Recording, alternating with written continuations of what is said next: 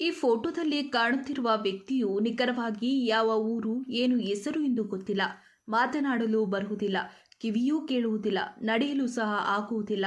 ಒಂದು ವಾರದಿಂದ ನಮ್ಮ ಹಾಸನಾಂಬ ಕಾರು ಚಾಲಕರ ಮತ್ತು ಮಾಲೀಕರ ಸಂಘದ ಟ್ಯಾಕ್ಸಿ ನಿಲ್ದಾಣದಲ್ಲಿ ಮಳೆ ಗಾಳಿಯಲ್ಲಿ ಸಿಲುಕಿಕೊಂಡು ಊಟ ತಿಂಡಿಗೂ ಪರದಾಡುತ್ತಾ ಶೌಚಾಲಯಕ್ಕೂ ಸಹ ಹೋಗಲು ಆಗದೆ ಇದ್ದ ಜಾಗದಲ್ಲಿ ಒಂದು ಎರಡನ್ನ ಮಾಡಿಕೊಂಡು ಕೂತ ಜಾಗದಲ್ಲಿ ಕೂತುಕೊಂಡು ಈ ಚಳಿಯಲ್ಲಿ ನರಳುತ್ತಿದ್ದರು.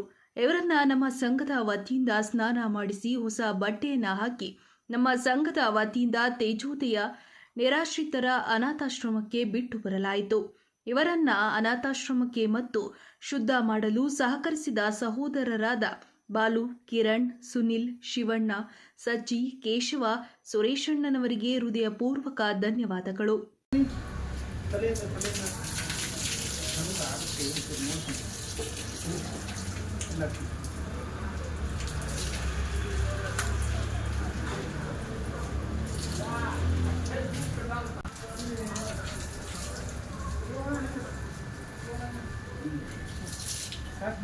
ಜಾಸ್ತಿ ವಿಡಿಯೋ ಮಾಡಿ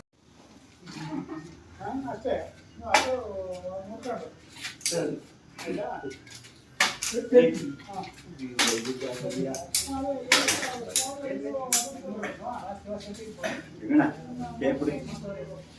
ಇಲ್ಲ